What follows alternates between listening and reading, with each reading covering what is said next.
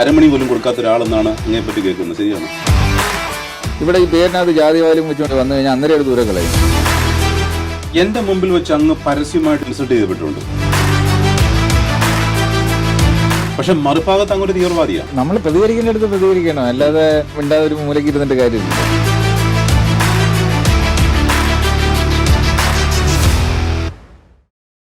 സോഹൻ റോയി, ആ പേര് കേൾക്കുമ്പോൾ തന്നെ ഒരു വല്ലാത്ത ഗുമ്മാണ്. ഒരു കൊച്ചു ചെറുപ്പക്കാരൻ ജോലി തേടി ബോംബെയിലെ ഒരു ഷിപ്പിലായിരിക്കുമ്പോൾ തന്നോടൊപ്പമുള്ള 3 എഞ്ചിനീയേഴ്സ് തന്നുൾപ്പെടെ അത് 2 പേരും ഈ ഭൂമിയിൽ നിന്ന് മരണപ്പെട്ടു. പക്ഷേ ചരിത്രം മാറ്റി എഴുതുകയായിരുന്നു സോഹൻ റോയി. ഒരുപക്ഷെ മലയാളത്തിൽ മലയാളി പ്രമുഖരായ വ്യവസായ പ്രമുഖരിൽ ഇന്ന് സോഹൻ റോയിയുടെ സ്ഥാനം വളരെ വലുതാണ്. വെൽക്കം ടു കോഫി വിത്ത് ലൂക്കിൽ എന്നോടൊപ്പമുള്ളത് ഈ അസാധാരണക്കാരനായ വ്യവസായിയാണ് mister Sohan Roy. Sir, welcome to coffee with Luke. Please.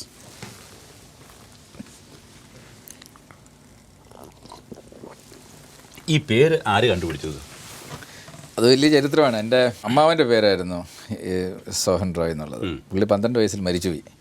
അപ്പോൾ അങ്ങനെ അമ്മാവൻ്റെ ഓർമ്മയ്ക്ക് വേണ്ടി എൻ്റെ അമ്മ എനിക്കിട്ട പേര്. ഈ അമ്മാവൻ ജീവിച്ചിരുന്നെങ്കിൽ അദ്ദേഹം ഒരു വലിയ മനുഷ്യനാകേണ്ടായിരുന്നു. May be. കാരണം ഇപ്പം 2 ആത്മാക്കളാണ് ഇരിക്കുന്നത്. അങ്ങനെ വേണമെങ്കിൽ പറയാം. ആക്ച്വലി കാര്യം അമ്മാവൻ്റെ ഓർമ്മയ്ക്ക് വേണ്ടിയിട്ടതുകൊണ്ട് തീർച്ചയായിട്ടും അത് അമ്മയുടെ മനസ്സിലെന്നും 2 പേരെ കാണുന്നുണ്ടാവും. നമ്മൾ ഒരുമിച്ചൊരു വേദി ഉണ്ടായിരുന്നു, കേരളത്തിലെ വലിയ വ്യവസായ പ്രമുഖരുടെ മീറ്റ്. നമ്മൾ ഒരുമിച്ചായിരുന്നു, ഓർമ്മയുണ്ടല്ലോ? അന്ന് അങ്ങ് പ്രസന്റ് ചെയ്ത ചില കാര്യങ്ങളുണ്ട്. പക്ഷെ അതൊക്കെ ഉൾക്കൊള്ളുവാൻ നമ്മുടെ സമൂഹത്തിന് കഴിഞ്ഞോ ഇല്ലെന്ന് എനിക്കറിയില്ല. പക്ഷേ അങ്ങ് പറഞ്ഞ എങ്ങനെ ഒരു ബിസിനസ്സിനെ മുൻനിരയിലേക്ക് കൊണ്ടുവരാമെന്നുള്ള വളരെ ബ്രീഫായിട്ട് ഡിസ്ക്രിപ്ഷൻ അങ്ങ് കൊടുത്തത്. ഒരു പക്ഷേ vision is A specific call ഒരു direction that has been received from role model എന്നാണ്. ഇതിപ്പോൾ സർ സോഹൻ റോയിയെ താങ്കളെ അല്ലെങ്കിൽ മനസ്സോട് ഇപ്പോൾ 2200-ലധികം സ്റ്റാഫുകളുണ്ട് ഇവിടെ. 2800 50 ദിർഹംസായിട്ടാണ് ഇവിടെ UAE വരുന്നത്, സാധാരണ ജോലിക്കാരൻ. പക്ഷേ കാലം കഴിഞ്ഞപ്പോൾ അങ്ങ് ചരിത്രത്തിൽ അല്ലെങ്കിൽ ചിലത് സീൽ ചാർത്തുകയായിരുന്നു. അങ്ങ് ആരായിരുന്നു, എന്തായിരുന്നു അങ്ങയുടെ ആദ്യത്തെ വിഷൻ? ഇല്ല, ഞാനൊരു അധ്യാപക കുടുംബത്തിൽ ജനിച്ച ഒരു സാധാരണ ഒരു ഗ്രാമീണനായ വിദ്യാർത്ഥിയായിട്ട് തുടങ്ങിയതാണ്. പക്ഷേ സ്വന്തം കാലിൽ നിൽക്കണം എന്നുള്ളൊരു ചിന്ത ചെറുപ്പം തൊട്ടേ ഉണ്ട്. എൻ്റെ ഓർമ്മയുള്ള കാലം തൊട്ടേ ഞാൻ അധ്വാനിച്ച് ജീവിച്ച വ്യക്തി. കാര്യം അച്ഛൻ എന്നെ അങ്ങനെ പഠിപ്പിച്ചേക്കുന്നത്. എനിക്ക് ഇന്ന് ഒരു അച്ഛൻ വെറുതെ 1 രൂപ തന്നിട്ടില്ല. എൻ്റെ ഓർമ്മയുള്ള കാലം തൊട്ട് തന്നെ ഒരു അരമണിക്കൂറിൻ്റെ എന്തെങ്കിലും ജോബ് തരും, മനസ്സിലായില്ല, എന്നിട്ട് അതിനൊരു പൈസ തരും. പേരൻസ് എന്ത് ചെയ്യായിരുന്നു? ടീച്ചേഴ്സായിരുന്നു. അപ്പോൾ എനിക്ക് ലൈഫ് കിട്ടിയ ഏറ്റവും വലിയ പാഠം അതാണ്. അതുകൊണ്ട് തന്നെ ഞാൻ ഒരിക്കലും അച്ഛൻ്റെ പോക്കറ്റിൽ നിന്ന് 1 രൂപ പോലും ഞാൻ എടുത്തിട്ടില്ല. കാര്യം എനിക്കറിയാം ഞാൻ ജോലി ചെയ്ത് കഴിഞ്ഞാൽ എനിക്ക് കിട്ടും. അതുകൊണ്ട് ഞാൻ ചോദിച്ച് വാങ്ങും. ആക്ച്വലി ഇപ്പോൾ മാർക്കറ്റിൽ പോയിട്ട് വന്നാലും എനിക്ക് പണം തരും. വീട്ടിൽ എന്തെങ്കിലും ജോബ് തന്നു കഴിഞ്ഞാൽ അതിനൊരു പോക്കറ്റ് മണി തരും. അത് മതിയായിരുന്നു എനിക്ക് സ്കൂളിലെ ആവശ്യങ്ങൾക്കെല്ലാം. അത് ഞാൻ കോളേജിലൊക്കെ വരുന്നതിലേക്ക് കയറുന്ന സമയത്തൊക്കെ ഒരു ദിവസം ഒരു 1.5 മണിക്കൂറൊക്കെ ഞാൻ വർക്ക് ചെയ്യുമായിരുന്നു. അപ്പോൾ എനിക്കറിയാം 1.5 മണിക്കൂർ വർക്ക് ചെയ്താൽ എനിക്ക് ഇത്ര തുക കിട്ടും. അതുമല്ല, ഈ ഓരോ വർഷം കഴിയുന്നതനുസരിച്ചിട്ട് ഈ ഇൻഫ്ലേഷൻ അനുസരിച്ചിട്ട് അച്ഛൻ അതിൻ്റെ സെയിം സമയത്തിന് പണം കൂട്ടി തന്നിട്ടുണ്ട്. അപ്പോൾ എനിക്ക് മനസ്സിലായി. കാര്യം 5ാം ക്ലാസ്സിൽ കിട്ടിയ 10 പൈസ അല്ല, അത് വെച്ചിട്ട് 8ാം ക്ലാസ്സിൽ വെച്ചിട്ട് എനിക്ക് സാധനം വാങ്ങാൻ പറ്റില്ല എന്ന് എനിക്കറിയാം.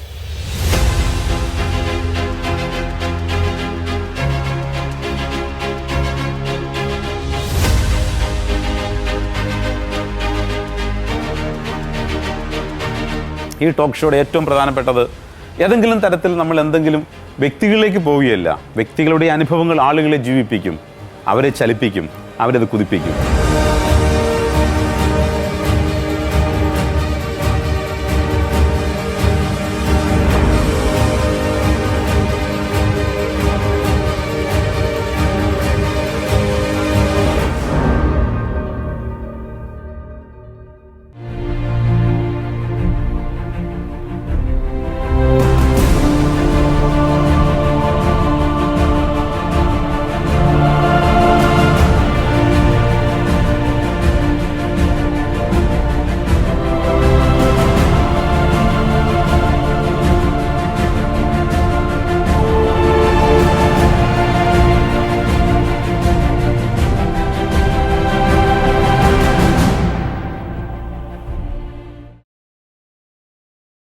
പക്ഷേ അങ്ങനെയൊരു പ്രത്യേകത സ്വഭാവമുള്ളത് ഈ ടൈമിങ് വളരെ ഇമ്പോർട്ടൻ്റ് ആണ്.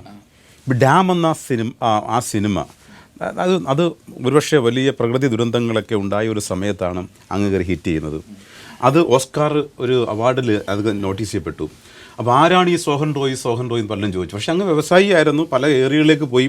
മാത്രമല്ല ഞാനിപ്പം ചിന്തിക്കുന്നത് അങ്ങേക്ക് അങ്ങയുടേതായ പലതും അങ്ങ് ഉണ്ടാക്കി വെച്ചിട്ടുണ്ട്. മറ്റുള്ളവരെ ആശ്രയിക്കുന്നതിനേക്കാൾ ഉപരി ഒരു എക്വിപ്ഡ് ആയിട്ടുള്ള അല്ലെങ്കിൽ ആവുന്നായുള്ള ഇതും നിറച്ചൊരു പോരാളിയാണ് അങ്ങ്. അപ്പോൾ ഈ ഡാം എന്ന സിനിമ അതൊരു പണത്തിൻ്റെ അഹങ്കാരമായിരുന്നോ അതോ നമ്മുടെ ഈ ഭൂമിയിൽ സംഭവിക്കുന്ന ചിലത് അവയർനെസ് കൊടുക്കാൻ വേണ്ടിയായിരുന്നു? ഇല്ല, എൻ്റെ ലൈഫിൽ അങ്ങനെ യാദൃശ്ചികമായിട്ട് സംഭവിച്ച കാര്യങ്ങൾ വളരെ ചുരുക്കമാണ്. ഞാൻ എപ്പോഴും ബിലീവ് ചെയ്യുന്നത് ഡെസ്റ്റിനി ക്യാൻ ബി ഡിസൈൻഡ് എന്നുള്ളതാണ്. മനസ്സിലല്ലേ? നമ്മളെല്ലാവരും പറയും ഡെസ്റ്റിനി ഈസ് ഡിസൈഡ് എന്ന് പറയും. പക്ഷേ that destiny is decide by your karma. And ആ കർമ്മയെ നമുക്ക് നമ്മൾ നാളെ എന്താ ചെയ്യാൻ പോകുന്നതെന്നുള്ളതൊക്കെ എനിക്ക് ഇന്ന് ഡിസൈൻ ചെയ്യാൻ പറ്റും. ദാറ്റ് മീൻസ് എൻ്റെ കർമ്മ ഇന്ന് എനിക്ക് ഡിസൈൻ ചെയ്യാൻ പറ്റി കഴിഞ്ഞാൽ ദാറ്റ് മീൻസ് എൻ്റെ ഡെസ്റ്റിനി ഞാനല്ലേ ഡിസൈൻ ചെയ്യും. അതുപോലെയാണ് ഡാം 999 എവിടെ തുടങ്ങണം എവിടെ അവസാനിക്കണം എന്നുള്ളതും എല്ലാം കൃത്യമായിട്ട് നേരത്തെ പ്ലാൻ ചെയ്തേക്കുന്നതാണ്. അതിന് ഇത്ര ടാർഗറ്റ്സ് ഉണ്ടാവണം. ഓൾമോസ്റ്റ് 99 ടാർഗറ്റ്സ് ഓരോന്നും ചെയ്തു. ഇപ്പോൾ ഓസ്കാറിൽ യാദൃശ്യമായിട്ട് പോയതല്ല, ഇന്ത്യയിൽ നിന്ന് ആദ്യമായിട്ട് മെയിൻ സ്ട്രീം ഓസ്കാറിൽ പോകുന്ന ചിത്രമായിരിക്കണം എന്ന് ആദ്യം പറഞ്ഞിട്ട് അതിന് വഴി കണ്ടെത്തി പോയതാണ്. അപ്പോൾ ഞാൻ ലിസ്റ്റ് നോക്കിയപ്പോൾ ചെറുപ്പക്കാരെല്ലാം ഡാം സോഹൻ റോയ്. അപ്പോൾ അവരുടെ വിചാരം അങ്ങേതൊരു നോർത്ത് ഇന്ത്യൻ ആണ്, ഒരു മലയാളിയാണെന്ന് ഇന്നും ആർക്കും അറിയത്തില്ല. രണ്ടാമത്തെ കാര്യം, യുവർ എ കാസ്റ്റ്ലെസ് മാൻ, അങ്ങ് ജാതിയില്ല. അത് ചെറുപ്പം തൊട്ടേ ഉള്ളതാണ്. കാര്യം ഞങ്ങളുടെ എല്ലാം കുടുംബത്തിൽ ഈ വാഗ്ഭടാനന്ദൻ എന്ന് പറഞ്ഞുകൊണ്ട് 100 വർഷത്തിന് മുമ്പ് കേരളത്തിലൊരു ഒരു സ്വാമിജി ഉണ്ടായിരുന്നു. അപ്പോൾ ഇവരുടെ ഫോളോവേഴ്സ് ആയിരുന്നു എൻ്റെ അമ്മയുടെ വീട്ടുകാരെല്ലാം. അപ്പോൾ അവരൊക്കെ ആദ്യമേ ജാതി മതം എടുത്ത് കളയിലാണ് അതിൻ്റെ ഒരു പ്രസ്ഥാനം. അതുകൊണ്ട് പേരുകളിലൂടെ പോലും തിരിച്ചറിയാൻ പറ്റില്ല. ഞാൻ ഇപ്പോൾ ആഡ് ചെയ്യുന്ന ഞങ്ങളുടെ quote, where work is worship, time is God and clocks are ideals, be religious at your work. എന്നെ സംബന്ധിച്ചുള്ള സമയമാണ് എൻ്റെ ദൈവം. കാര്യം എന്നിലും നിങ്ങളിലും ഉള്ള ദൈവം എന്ന് പറയുന്ന എലിമെന്റ് നിങ്ങളിലും എന്നിലും ഒരുപോലെ ഉണ്ടാവണം. മനസ്സിലായില്ലേ? അത് നിങ്ങൾക്കും എനിക്കും ഈക്വൽ ആയിട്ടുള്ള ഒറ്റ സാധനമേ ഉള്ളൂ, അത് ടൈമാണ്. So I believe that time is the God and അതിന്റെ റെപ്രസെന്റേഷൻ ആണ് ക്ലോക്സ്. എൻ്റെ വീട്ടിലെ ഐഡോൾ എന്ന് പറഞ്ഞാൽ ദൈവത്തിന്റെ രൂപം എന്ന് പറഞ്ഞാൽ ക്ലോക്കുകളാണ്. ഞാൻ ഇന്ന് വരെ ഒരു സ്ഥലത്ത് 1 മിനിറ്റ് ലേറ്റായിട്ട് പോകാത്തൊരു വ്യക്തിയാണ്. ഞാൻ എപ്പോഴും എല്ലാവരോടും പറയാറുണ്ട്. കാര്യം ഞാൻ സിനിമ ഇൻഡസ്ട്രിയിൽ ഉള്ളതുകൊണ്ടായിരിക്കും പറയുന്നത്. ഇന്ത്യയിൽ 2 റിയൽ സൂപ്പർ സ്റ്റാർസേ ഉള്ളൂ. ദാറ്റ് ഈസ് ഒന്ന് അമിതാഭ് ബച്ചൻ ആൻഡ് രജനീകാന്ത്. കാലത്തെ അതിജീവിച്ചുകൊണ്ട് സൂപ്പർ സ്റ്റാർ ആയിട്ട് നിൽക്കുന്നവരാണ്. ഇവർ നിൽക്കുന്നത് അവരുടെ അഭിനയത്തിന്റെ ഒരു പ്രഭ കൊണ്ടൊന്നും അല്ല, അവരുടെ ടൈം കീപ്പിംഗ് ആണ്. ഇന്ന് ഇൻഡസ്ട്രി ചോദിച്ചാൽ പറയാം, ഇവർ രണ്ടുപേരും എവിടെ ഷൂട്ട് ഉണ്ടെങ്കിലും 15 മിനിറ്റ് നേരത്തെ ചെന്നിട്ട് അതൊക്കെ റെഡിയായി നിൽക്കും. സോഹൻ റോയ് ഒരു പക്ഷേ അദ്ദേഹം കടന്നു കയറിയിട്ടുള്ള മേഖലകളിൽ വളരെ വൈഡായിട്ടുള്ള വിശാലതയുള്ളതാണ്. അദ്ദേഹം ഒരു കവിയാണ്, എഴുത്തുകാരനാണ്, പക്ഷെ വളരെ കൂർമ്മബുദ്ധിയോടെ കാര്യങ്ങൾ കാണാൻ പ്രാപ്തനായ ഒരു leader. Without leadership people perish എന്നാണ്. പക്ഷേ അദ്ദേഹത്തിൻ്റെ കൂടെയുള്ളത്, അദ്ദേഹം ചെയ്യുന്നത് 73 കമ്പനീസാണ്, 29 രാജ്യങ്ങളിൽ അവരുടെ പ്രസൻസ്. കോവിഡ് സമയത്ത് പലരും തകർന്ന് തരിപ്പണമായി പോയി. പക്ഷേ ഇവർ ഷിപ്പുകളിൽ ഏകദേശം 3500-ലധികം ഷിപ്പുകൾ അത് ഗ്രീൻ ഷിപ്പാക്കാൻ വേണ്ടി അദ്ദേഹത്തിൻ്റെ കമ്പനിയായിരുന്നു. പക്ഷേ അതൊക്കെ വലിയ സാഹസികമാണ്. കാരണം ദുബൈയിൽ കോവിഡ് കാലത്ത് എത്രയോ എനിക്കറിയാം നമ്മുടെ പല ആളുകളും തകർന്ന് തരിപ്പണമായതാണ്. പക്ഷെ അവിടെയൊക്കെ നിങ്ങൾക്ക് ഒരു ഇതുകൊണ്ടായിട്ടില്ല. അതിനെപ്പറ്റി ഒന്ന് സൂചിപ്പിച്ചു. ഞാൻ പറഞ്ഞില്ലേ, നമ്മൾ എത്ര ദീർഘവീക്ഷണത്തിൽ ജീവിക്കുന്നു അതാണ് നിങ്ങളുടെ വിജയം. എല്ലാ ഇപ്പം ബിസിനസ്സിലാണെങ്കിലും നിങ്ങൾക്ക് എത്ര ദൂരത്തേക്ക് കാണാൻ പറ്റും, അതാണ് നിങ്ങളുടെ അപ്പർ ഹാൻഡ് മറ്റുള്ളവരെക്കാളും കോമ്പറ്റേറ്ററെക്കാളും. ഞങ്ങളിത് എത്രയോ നാളിന് മുമ്പേ ഇതുപോലുള്ള ഇപ്പോൾ ഒരു ഫയർ വന്നു കഴിഞ്ഞാൽ എങ്ങനെ നിങ്ങൾ സർവൈവ് ചെയ്യണം, ഇതുപോലൊരു അൺഎക്സ്പെക്റ്റഡ് ഒരു ഇഷ്യൂ വന്നു കഴിഞ്ഞാൽ സർവൈവ് ചെയ്യണം എന്നുള്ളത് നമ്മൾ നേരത്തെ വെൽ പ്രിപ്പയർഡ് ആണ്. കോവിഡിന്റെ ഇൻഫർമേഷൻ വന്ന് വിതിൻ 24 hours ഞങ്ങൾ എൻറ്റയർ ആൾക്കാർ ഓഫീസ്, കാര്യം നമ്മൾ ആ സിസ്റ്റം സെറ്റ് ചെയ്ത് വെച്ചിരിക്കുകയാണ്. ഞങ്ങൾ FIS എന്ന് പറഞ്ഞൊരു സിസ്റ്റം ഞങ്ങൾ we are following, efficiency improvement system management. അന്ന് നമ്മളുടെ കേരള സഭയിൽ ഞാൻ ഇത് പ്രസന്റ് ചെയ്യാൻ വന്നപ്പോഴാണ് പ്രോബ്ലം ആയത്. ഞങ്ങളിത് 10 വർഷമായിട്ട് ഇംപ്ലിമെന്റ് ചെയ്ത് സക്സസ് ആയേക്കുന്ന ഒരു സ്ഥാപനമാണ്, ഞങ്ങളുടെ സീക്രട്ട് വെപ്പറുമാണ്. ഞങ്ങൾക്ക് 24 മണിക്കൂറിൽ ഞങ്ങൾ എല്ലാവരും വീടുകളിലേക്ക് മാറി ഞങ്ങൾ അവിടുന്ന് വർക്ക് തുടങ്ങി. ഞങ്ങൾ ഇത് അഫക്ട് ചെയ്തിട്ടേ ഇല്ല. ഓക്കെ, ആ ഒരു 3 months എന്താണ് ഞങ്ങളുടെ കുഴപ്പം കൊണ്ടല്ല, ഇപ്പം ഷിപ്സ് മൂവ്മെന്റ് ഇല്ല, അതുകൊണ്ടുള്ള ഒരു കുറച്ച് ഷോർട്ടേജ് ഓഫ് ജോബ് വന്നു, ആർക്കും അങ്ങോട്ടും ഇങ്ങോട്ട് അനങ്ങാൻ പറ്റാത്തതുകൊണ്ട്. പക്ഷേ ഈ ഒരു സംഭവം അപ്പോൾ ഈ ഇതുപോലുള്ള ട്രാജഡീസ് വരുമ്പം അപ്പം ഷിപ്പിൽ വെച്ച് വലിയൊരു അല്ലേ ബോഡി വരെ കാത്തിരുന്ന വീട്ടുകാരുണ്ട്. അത് പക്ഷേ ആ സ്റ്റോറി എത്ര പേർക്ക് അറിയാമെന്ന് എനിക്കറിയില്ല. പക്ഷേ 3 എഞ്ചിനീയേഴ്സ് ഉള്ളതിൽ 2 പേരും മരണപ്പെട്ടു. അപ്പോൾ അങ്ങ് മാത്രമാണ് അതിനകത്ത് 91 സക്രൂസ് ആൻഡ് ഫയർ. അപ്പോൾ അത് ഓക്കെ. അപ്പോൾ അന്ന് അങ്ങയുടെ മനസ്സിൽ എന്താ ഉണ്ടായി? മരണത്തിന് മുമ്പ് മരണത്തെ അല്ലേ മല്ലിട്ടൊരാളാ, എന്താ ഞങ്ങളുടെ മനസ്സിൽ? അന്നത് യങ് ബ്ലഡല്ലേ, നമുക്ക് ഇതൊന്നൊരു പ്രശ്നമില്ല. ഇത് ഒരു ഭയങ്കര എന്താണ് ഒരു ചലഞ്ച് പോലെയാണ്. ഒരു മരണത്തിൽ നിന്ന് രക്ഷപ്പെടാൻ നമുക്കൊരു ത്രില്ലാണ് ആ സമയത്ത്. ഇപ്പോഴൊക്കെ ആണെങ്കിൽ നമ്മളൊന്ന് കിടക്കും, കാര്യം നമ്മൾ ഒറ്റയ്ക്കല്ല, അന്ന് നമ്മൾ ഒറ്റത്തടിയല്ലേ, നമുക്ക് പോയാൽ പോയി അത്രേ ഉള്ളൂ. പക്ഷെ അത് ഒരു ഭയങ്കര ഒരു അനുഭവമാണ്. അത് ആക്ച്വലി എൻ്റെ വീട്ടിൽ എൻ്റെ ബോഡിക്ക് വേണ്ടി കാത്തിരിക്കുകയാണ് എല്ലാവരും. 3 ദിവസം കഴിയുമ്പോഴും അവർ അറിയുന്നത് ഞാൻ രക്ഷപ്പെട്ടെന്ന് തന്നെ. അതൊരു വല്ലാത്ത അനുഭവമാണ്. അത് തരുന്നൊരു കോൺഫിഡൻസ് ഭയങ്കരമാണ്.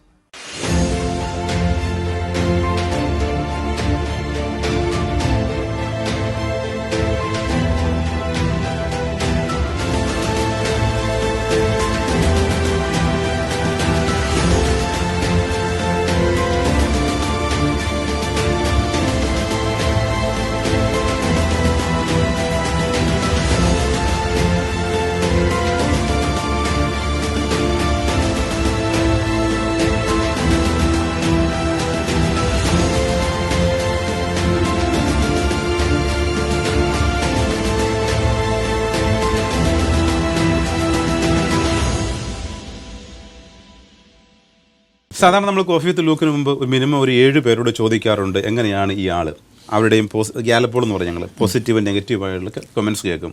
ടൈം സൈ അപ്പോൾ ആ കമൻറ്റ്സ് കിട്ടുമ്പോൾ നമ്മൾ അതിനകത്ത് പറയും. അപ്പോൾ അങ്ങേപ്പറ്റി പൊതുസമൂഹം എന്താണ് കരുതുന്നത് കൂടി ഞാൻ പബ്ലിക്കായിട്ട് പറയുക. സോഹൻ ഡോയി ഒരു ഹാർഡായിട്ടുള്ള ഒരു മനുഷ്യനാണ്. ഓക്കെ, രണ്ടാമത്തെ ഒരാൾ പറയുന്നു അദ്ദേഹത്തിൻ്റെതായ ചാരിറ്റി, അദ്ദേഹത്തിൻ്റെതായ വലിയ ലോകമുണ്ട്, പക്ഷേ അത് അറിയിക്കാൻ താല്പര്യപ്പെടുന്നില്ല. അപ്പം ചാരിറ്റി മേഖലയിൽ അങ്ങ് വലിയ കാര്യങ്ങൾ ചെയ്യുന്നുണ്ട്, ധാരാളം ആളുകൾ സപ്പോർട്ട് ചെയ്യുന്നുണ്ട്, ഒത്തിരി കാര്യങ്ങൾ. പക്ഷേ അതിലൊക്കെ അങ്ങയുടേതായ ഒരു പ്രത്യേക ശൈലിയുണ്ട്. മറ്റൊരാളുടെ ശൈലിയിലേക്ക് അങ്ങ് പോയില്ല. എൻ്റെ ചാരിറ്റി മെത്തേഡ് ആർക്കും ഫോളോ ചെയ്യാൻ പറ്റത്തില്ല. ആക്ച്വലി ഇപ്പം പൈസ നിങ്ങളുടെ പോക്കറ്റിൽ ഇഷ്ടംപോലെ ഉണ്ട്, നിങ്ങൾക്ക് എടുത്ത് ചാരിറ്റിക്ക് കൊടുക്കുക, അതിൽ തെല്ലൊന്നുമില്ല. നിങ്ങൾ എന്തെങ്കിലും നിങ്ങളുടെ ഒരു ലക്ഷറി കോംപ്രമൈസ് ചെയ്തിട്ട് നിങ്ങൾ ഒരാളെ സഹായിക്കൂ, അവിടെ നിങ്ങൾ എൻജോയ് ചെയ്യുക. അതായത് നിങ്ങളുടെ ഫ്രിഡ്ജിനകത്തിരിക്കുന്ന ഭക്ഷണം എടുത്ത് നാട്ടുകാർക്ക് കൊടുക്കാൻ വളരെ ഈസിയാണ്. നിങ്ങൾ കഴിച്ചുകൊണ്ടിരിക്കുന്ന ഭക്ഷണം ഒന്നെങ്കിൽ നിങ്ങൾ പകുത്ത് കൊടുക്കുക, അല്ലെങ്കിൽ നിങ്ങൾ ഒരു നേരം കഴിക്കാതെ ആ ഭക്ഷണം എടുത്ത് മറ്റൊരാൾക്ക് കൊടുക്കുക. അതിൽ നിന്ന് കിട്ടുന്ന സന്തോഷമാണ് ഏറ്റവും വലിയ സന്തോഷം. എൻ്റെ ചാരിറ്റി പ്രവർത്തനമൊക്കെ എൻ്റെ ലക്ഷറി ഞാൻ എവിടെയെങ്കിലും ഒന്ന് കോംപ്രമൈസ് ചെയ്തിട്ട് അതിൽ നിന്നൊരു ത്രില്ല് കിട്ടും. ഓക്കെ, ഞാൻ എൻ്റെ ലക്ഷറി കട്ട് ചെയ്തിട്ട് ആ സാധനം ഞാൻ മറ്റൊരാൾക്ക് പകർന്നു. കോഫി വിത്ത് ലൂക്കിൽ ഇത് വലിയ ഒരു പക്ഷേ കോട്ടാടൊന്നും പറയുന്നില്ല, പക്ഷേ ഇത് ചിന്തിക്കേണ്ടതാണ്, ചിന്തനീയമാണ്. പറയാൻ കാര്യം, നമുക്ക് 100 കിട്ടുമ്പോൾ 1 രൂപ കൊടുക്കുന്നത് പോലെയല്ല. Are you ready to sacrifice? Are you standing for you community? That's important factor. അദ്ദേഹം പറഞ്ഞ ഏറ്റവും പ്രധാനപ്പെട്ടൊരു പോയിന്റ്, എൻ്റെ ലക്ഷറിയെ ഞാൻ സാക്രിഫൈസ് ചെയ്തിട്ട് അതിൽ നിന്ന് ഷെയർ ചെയ്യുമ്പോഴാണ് അത് സ്പ്ലിറ്റ് ചെയ്യപ്പെടുന്നത്. ഞാൻ പലപ്പോഴും സൂചിപ്പിക്കാറുണ്ട്, ഈ കോരുന്ന കിണറ്റിൽ മാത്രമേ വെള്ളം നിറയുകയുള്ളൂ, ആ വെള്ളം മാത്രമേ ശുദ്ധീകരിക്കപ്പെടത്തുള്ളൂ. ഇത് നിങ്ങൾക്ക് പണമുണ്ടായിരിക്കാം, സൗകര്യങ്ങളുണ്ടായിരിക്കാം, ഒരുപക്ഷെ അർഹതയില്ലാത്ത പലതിനും ഈശ്വരൻ നിങ്ങൾക്ക് ഒരു വലിയ കടാക്ഷം തന്ന് പലതും നേടിയിട്ടുണ്ടാകും. പക്ഷെ ജീവിച്ചിരിക്കുമ്പോൾ, കസേരയിൽ ഇരിക്കുമ്പോൾ അവിടെയാണ് നിങ്ങൾ യത്നിക്കേണ്ടത്. അടുത്ത എപ്പിസോഡിലേക്ക് ഞങ്ങൾ പോവുകയാണ്. Sir, thank you so much. ആ ഒരു വളരെ എന്താ പറയുക, നല്ല വൈബ്, പോസിറ്റീവ് എനർജിയാണ്. ഈ നമുക്ക് ചില സമയത്തൊക്കെ ചില ആളുകൾ ഇൻ്റർവ്യൂ ചെയ്യുമ്പോഴത്തേക്ക് നമുക്ക് ക്വസ്റ്റ്യൻസ് വരത്തില്ല. ഞാൻ സ്ക്രിപ്റ്റ് ഇല്ലാതെ സംസാരിക്കുന്നത്. ആ സ്ക്രിപ്റ്റ് എന്ന് പറയുമ്പോൾ ഒരു പക്ഷേ ഇത് 100 കണക്കിന് ചെറുപ്പക്കാർ ചലിപ്പിക്കുകയും അവരുടെ ലൈഫ് ചേഞ്ചിങ് ആണ്. Thank you so much. Thank U.